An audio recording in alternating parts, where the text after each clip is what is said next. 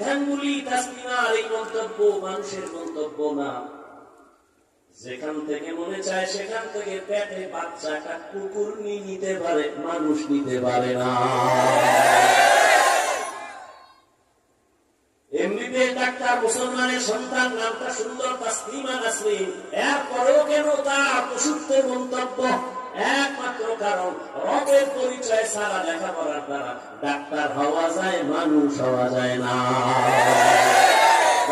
সূরত আদমি ইনসাবুদে আহমদবু জাহলো হামেক সাবুদে আদমিরা আদমিয়ত নাজমাস আউদেরাগর ভুনা বরশত হি জামাস। রবের নামের সাথে বড়, এই জন্য ও আল্লাহর বান্দারা রবের